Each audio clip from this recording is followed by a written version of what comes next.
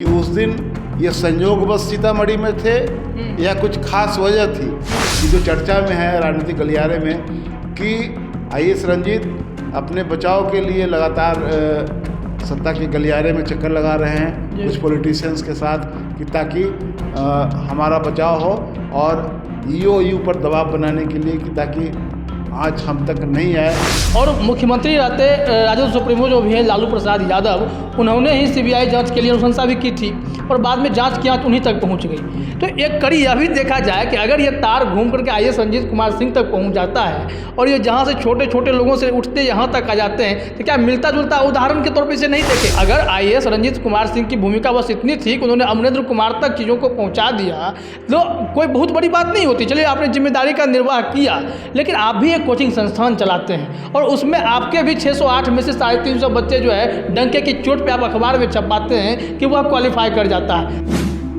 नमस्ते, मैं हूं रंजीत झा और आप देख रहे हैं ट्रस्ट न्यूज। हमारे साथ हैं ट्रस्ट न्यूज के संपादक हेमंत कुमार। सर, आपका बहुत बहुत स्वागत है। धन्यवाद। आज हम लोग चर्चा करने वाले हैं बीपीएससी पेपर लीक के एक नए अलग हटके कनेक्शन पर। दरअसल आप सभी जानते हैं कि ईओयू इस मामले में लगातार कार्रवाई कर रही है। अभी तक 9 लोगों की गिरफ्तारी हुई है। लेटेस्ट अपडेट आपको यह मिला था कि अमित कुमार सिंह की गिरफ्तारी के बाद कोचिंग संचालकों के बीच इसके तार फैले हुए हैं। अब कोचिंग पर शिकंजा कसने की बात आ रही है। लाख, 1.5 लाख रुपए, 2 लाख रुपए, 1500 रुपये प्रति सवाल समथिंग, ये सारी जानकारी आप लोग जानते हैं। लेकिन एक अपडेट यह है कि मिशन 50 चलाने वाले आईएएस रंजीत कुमार सिंह का सीतामढ़ी से गहरा लगाव कैसे रहा है। उस बीच वहाँ सीतामढ़ी में जब वो डीएम थे वहाँ पर क्या सब हुआ था, और बीपीएससी की जिस दिन परीक्षा थी 8 मई को उन्हें आनन फानन में जो है सीतामढ़ी क्यों जाना पड़ा। कहा जाता है कि वह प्लान्ड था, वहाँ भले ही ब्लड डोनेशन कैंप वाली बात कर रहे थे, लेकिन मामला क्या है और इसके पीछे क्या तथ्य क्या है, वो तमाम चीज़ पर हम लोग चर्चा करेंगे। सर, पहला सवाल तो यही है कि इन्हें 8 मई पेपर लीक की बात लगातार संपर्क में रहते हुए फिर भागे भागे सीतामढ़ी तक पहुंचना, कार्यक्रम में जाना है। देखिए, सीतामढ़ी के साथ इनका गहरा लगाव है जी। और बिहार में आने के बाद ये एक ही ज़िले के डीएम रहे हैं और उस ज़िले का डीएम रहते हुए इनको चुनाव आयोग ने हटाया था। फिर जब चुनाव ख़त्म हो गया तो फिर वो डीएम वहाँ के बना दिए गए। वहाँ डीएम रहते हुए इनके बारे में कहा जाता है कि जो जेडीयू का उम्मीदवार जो तय हुआ था वो इनकी पहल पर, इनकी पैरवी पर तय हुआ था। डॉक्टर वरुण को उम्मीदवार बनाया गया, जिनके बारे में बाद में खुलासा हुआ कि उनका सर्टिफिकेट जो है उन्होंने शेड्यूल कास्ट के नाम पर का ये सर्टिफिकेट लगा करके एमबीबीएस की पढ़ाई की थी, जबकि वो पिछड़ी जाति से आते हैं। तो यह जब मामला सामने आया तो उनका टिकट कटा और दूसरे सुनील कुमार पिंटू को वहाँ से टिकट मिला था। तो ये जो कनेक्शन है आईएएस रंजीत का सीतामढ़ी से, तो सीतामढ़ी से इनका काफ़ी गहरा लगाव है। एक तो एक ही ज़िले में डीएम रहे, वहाँ के लोगों से इनका बहुत बढ़िया ट्यूनिंग हुआ, वहीं इनका लव अफेयर भी हुआ और वहीं शादी भी हुई। जी। तो इस जो एक वकील हैं वहाँ पर विमल शुक्ला, जो बार बार इस मामले को बुलंदी से उठा रहे हैं, उनका कहना है कि यहाँ पर आए हैं तो कुछ ना कुछ कनेक्शन था, कुछ ना कुछ खेल हुआ था। ईओयू को जांच में बता रहा था कि इतना कुछ कनेक्शन रहने के कारण इनके बारे में ये है कि फ्रिक्वेंटली सीतामढ़ी जाते हैं, फ्रिक्वेंटली सीतामढ़ी के लोगों से इनकी बातें होती हैं, यानी सीतामढ़ी को ये भूले नहीं है। सीतामढ़ी के साथ इनका बहुत ही जीवंत संपर्क कायम है। जिस दिन बीपीएससी की परीक्षा थी 8 मई को, जिसका पेपर लीक हुआ, उस दिन भी वो सीतामढ़ी में पाए गए। उसके बाद वो बाद में वहाँ से निकले तो मुझे लगता है शायद वो नानपुर या आसपास के कहीं रूनी सैदपुर में कहीं रुके थे। तो ये जो पूरा मामला है, जो बीपीएससी पेपर लीक कांड से जो पूरा की जो चर्चा हो रही है, तो उसमें ये वाला जो कनेक्शन है कि सीतामढ़ी में उस दिन बीपीएससी की जिस दिन परीक्षा चल रही थी, ये क्यों थे, कहने के लिए ये कहा जा रहा है कि वहाँ ब्लड डोनेशन कैंप लगा था जिसके लिए ये गए थे। तो यह एक संयोग भी हो सकता है अथवा एक प्रयोग भी हो सकता है कि सीतामढ़ी जाने का कोई बहाना चाहिए था। दूसरी बात ये कही जा रही है, क्योंकि देखिए ये जब भी चर्चा होती है बीपीएससी पेपर लीक में, जब भी मामला नाम इनका आता है तो सारी चीज़ें एक दूसरे से जुड़ती हैं। जैसे कि ये एक कोचिंग संस्थान भी चलाते हैं मिशन 50, उसके बाद जो पेपर लीक हुआ तो इनके थ्रू ही वह बीपीएससी तक पहुंचा। उस दिन इनका सीतामढ़ी में रहना परीक्षा के दिन, तो ये सारी बातें जो है ये एक नया एंगल इसमें आ रहा है। दूसरा कि वहाँ के जो एक वकील हैं जो खुल कर के मीडिया में आरोप लगा रहे हैं कि इनका इस परीक्षा को लेकर कुछ लोगों से डीलिंग थी इनकी, जिसमें पेपर लीक होने के तत्काल बाद कुछ लोगों के पैसे वापस करने की बात भी वह वकील साहब कर रहे हैं, कैमरे पर कह रहे हैं।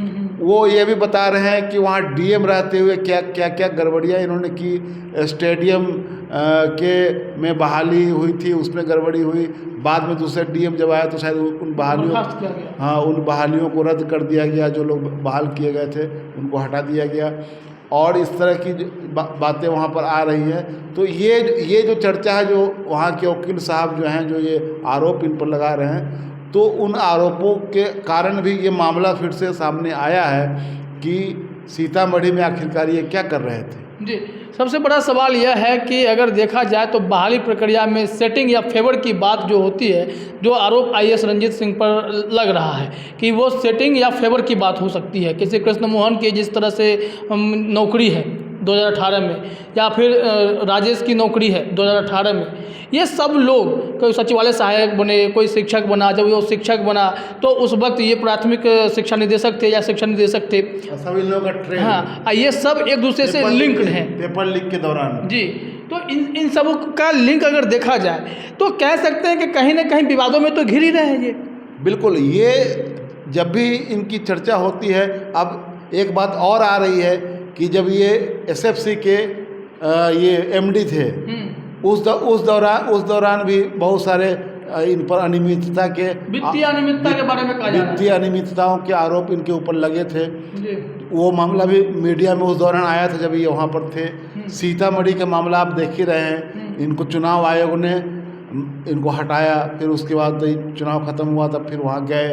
तो ये जो मामला आ रहा है, तो निश्चित रूप से जो आईएएस रंजीत की पूरी भूमिका है इस मामले में, बीपीएससी के मामले में, उसमें ये सीतामढ़ी का जो कनेक्शन है, ये भी अपने आप में एक जांच का एंगल हो सकता है कि आखिरकार ये उस दिन वहाँ क्या करने के लिए गए थे। इनके मोबाइल का कॉल डिटेल देखा जाए, क्या कि सीडीआर निकाल कर आखिरकार उस दिन सीतामढ़ी के किन लोगों से के संपर्क में थे, ये किन लोगों से इनकी बात हो रही थी। जी, अगर सीतामढ़ी कनेक्शन को ही और खंगाला जाए, जैसे कि आपने स्टेडियम बहाली की चर्चा वकील के हवाले से कही है कि वहाँ पर गड़बड़ियाँ थी, तभी तो डीएम ने, अगले डीएम जो आए उन्होंने बर्खास्त कर दिया इन लोगों को।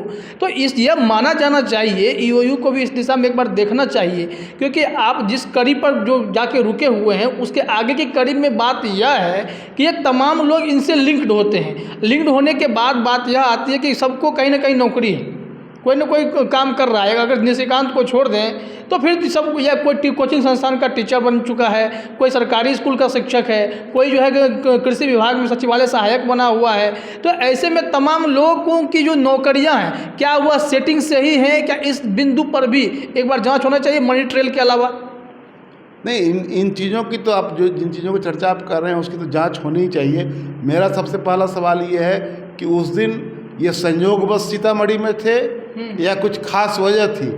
वो अगर देखा जाएगा, इनके कनेक्शंस अगर जोड़ने होंगे तो वहाँ आप इनका सीडीआर अगर निकाला जाएगा तो उससे ढेर सारी बातें निकल सकती हैं, बातें उसमें निकल सकती है।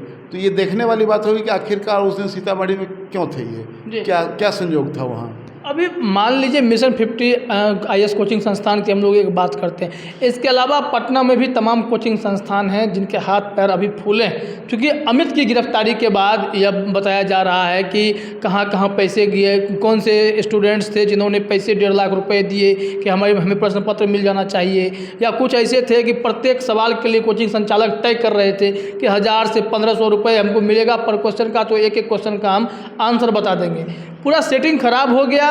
वही जो बात हम लोग एक चर्चा किए थे इससे पिछले वीडियो में कि यह सेटिंग नहीं करा सके तो कैंसिल कराने के लिए इन्होंने रास्ता चुना और वहाँ से मामला फंस गया। बिल्कुल ये वाला एंगल जो है, जो कि सेटिंग नहीं हुई उसके बाद कैंसिल करा दिया गया, इसमें भी आधार है, ये निराधार नहीं है। क्योंकि जो जिस तरह से ये पेपर लीक का पहुंचाया गया बीपीएससी तक, और तुरंत बीपीएससी ने 3 घंटे में जांच करवा लिया, रिपोर्ट मंगवा लिया, फैसला ले लिया कि इसको रद्द किया जाता है, जांच भी दे दिया गया। तो ये सब कुछ जो हुआ, तो इससे ये लगता है कि जो आनंद फानंद में हुआ, तो एक तो है कि अपना फेस बचाने के लिए भी लोग करते हैं कि अगर देखा जाता है कि फंस रहे हैं तो तत्काल जांच में डाला जाए उसको, जहाँ अपने स्तर से जांच करवा लिया जाए, ये सारा हुआ। तो ये वाला एंगल जो है कि क्या लोग सेटिंग करवाने में जो लोग विफल रहे, चाहे सेटिंग करवा लिया गया था लेकिन लीक हो गया वहाँ से जहाँ से इनको नहीं होना था, इनके जरिए होना था, इन तक पहुँचना था, तो कुछ न कुछ लिंक मिस हुआ, जिसकी वजह से ये करने की नौबत आई कि इसको ये पेपर लीक हुआ और इस बीपीएससी तक पहुंचा करके इसको रद्द करवा दिया गया। तो ये मामला है। दूसरी बात, मैं एक और बात कह रहा हूँ कि जो चर्चा में है राजनीतिक गलियारे में कि आईएएस रंजीत अपने बचाव के लिए लगातार सत्ता के गलियारे में चक्कर लगा रहे हैं कुछ पॉलिटिशियंस के साथ, कि ताकि हमारा बचाव हो, और ईओयू पर दबाव बनाने के लिए कि ताकि आज हम तक नहीं आए। आप बिहार में 3-4 ऐसी घटनाएं हैं जिसको आप देखेंगे तो उन घटनाओं में जो सफ़ेद पोस्ट लोग हैं उनके चेहरे बेनकाब नहीं हुए, चाहे वो सृजन का मामला हो, चाहे मुजफ्फरपुर ये क्या कहते हैं स्टे होम बालिका गृह कांड वाला मामला हो, उन मामलों में आप देखेंगे कि सफ़ेद पोस्ट चेहरे बेनकाब नहीं हुए।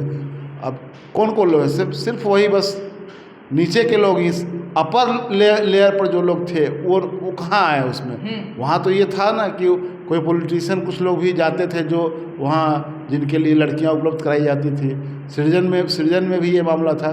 तो ये मामले नज़ीर हैं बिहार में कि ये मामले कैसे बड़े मामले जो हैं धीरे धीरे वो दब जाते हैं। इसमें सर आपने एक बहुत अच्छी बात कही कि जो चर्चाएं चल रही हैं कि आईएएस रंजीत कुमार सिंह सत्ता के गलियारों में भी घूम रहे हैं, ताकि जो चर्चाएं चल रही हैं उस पर किस तरह से डैमेज कंट्रोल हो या जो भी वो चाहते हों। तो इसमें यह देखा जाए तो एक चर्चा तो यह भी थी, जैसे तेज प्रताप यादव ने कहा कि आरसीपी टैक्स के हवाले बीपीएससी को भी बेच दिया गया। तो ये कहाँ घूम रहे होंगे, कहाँ से बचाव की उम्मीद लगती है? देखिए, मेरी जानकारी कुछ एक आध मंत्री के पास भी गए हैं। आरसीपी के तो सितारे इन दोनों गर्दिश में हैं, इसलिए पता नहीं उनके यहाँ गए होंगे नहीं गए होंगे, लेकिन हो सकता है गए भी होंगे। लेकिन मुझे जानकारी है कि एक मंत्री के जरिए ये संदेश ये भिजवा रहे हैं कि हमको ज़बरदस्ती मेरा नाम घसीटा जा रहा है जी। तो ये कोशिश चल रही है इनकी कि हमारी तक जांच की आँच नहीं आए। इसीलिए इन्होंने इनकार भी किया था कि हाँ हमसे कोई पूछताछ हुई है, जबकि पूछताछ इनसे हुई है। तो ये चाह रहे हैं कि आगे कोई पूछताछ ना हो, हम धीरे धीरे हम इस नेट से बाहर निकल जाए, ये कोशिश इनकी है जी। एक चलते चलते आखिरी चीज़ों को हम लोग जोड़ लेते हैं क्योंकि थोड़ी बातें राजनीतिक भी हो गई हैं। तो याद होगा सर, जैसे चारा घोटाला का मामला था और मुख्यमंत्री रहते राजद सुप्रीमो जो भी हैं लालू प्रसाद यादव, उन्होंने ही सीबीआई जांच के लिए अनुशंसा भी की थी और बाद में जांच की आंच उन्हीं तक पहुंच गई। तो एक कड़ी यह भी देखा जाए कि अगर ये तार घूम करके आईएएस रंजीत कुमार सिंह तक पहुँच जाता है और ये जहाँ से छोटे छोटे लोगों से उठते यहाँ तक आ जाते हैं, तो क्या मिलता जुलता उदाहरण के तौर पर इसे नहीं देखें कि वहाँ तक भी तो बात हो ही सकती है। जब लालू प्रसाद तो उस घोटाले में शामिल हो सकते हैं, उन पर आरोप लगा, जेल गए, सब कुछ हुआ, तो यहाँ तक भी तो तार जा सकता है।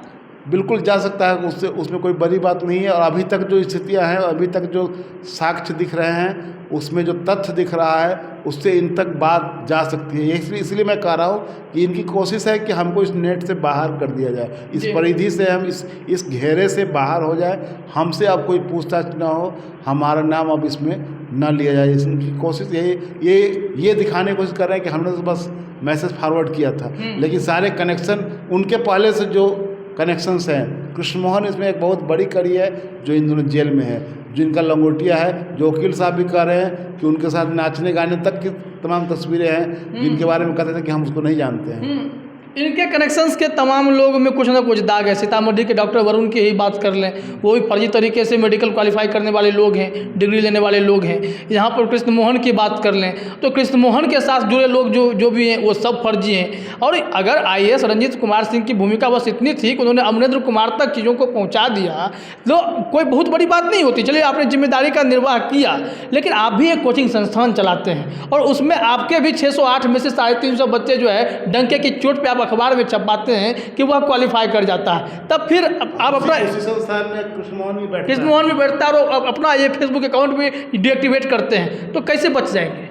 बिल्कुल, ये मैं इसलिए कह रहा हूँ कि ये तमाम जो लिंक आपको जो दिख रहा है वो इनको घेरे में रखने के लिए काफ़ी है, जिससे ये निकलना चाह रहे हैं। इनकी कोशिश है कि हम निकल जाएं, लेकिन हम लोग ये देखते हैं कि इस मामले का पर्दाफाश करने के लिए ऐसे लोगों से भी पूछताछ होनी चाहिए।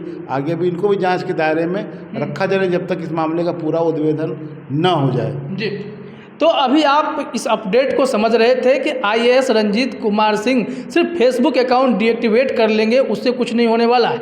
मामला बहुत दूर तक है, क्योंकि इनके इर्द गिर्द और इनसे संपर्क में जुड़े तमाम लोग कहीं ना कहीं दागी हैं, जिन पर कई गंभीर आरोप हैं और खुद IAS रणजीत कुमार सिंह पर कई गंभीर आरोप सीतामढ़ी में लग चुके हैं। चाहे वो स्टेडियम में बहाली की बात हो, चाहे SFC की बात हो, या तमाम तरीके के ऐसे बहाली में वित्तीय अनियमितता की बातें इनके ऊपर आई है और इनके बहाल किए गए लोगों को गड़बड़ होने के कारण जो है अगले DM ने बर्खास्त तक किया है। तो फिर इनको जाँच से क्यों बचना चाहिए? अगर ये निष्पक्ष हैं तो इनको खुल करके जाँच में सहयोग करना चाहिए या फिर जा करके बताना चाहिए कि मामला क्या है। इस अपडेट पर हमारी लगातार नज़र बनी हुई है। आर्थिक अपराध इकाई से भी कुछ अगर अपडेट आता है तो कोशिश करेंगे कि हम लोग आपको सब कुछ बताएं, कुछ नहीं छुपे, क्योंकि ट्रस्ट न्यूज़ पर आप भरोसा बनाए रखिए।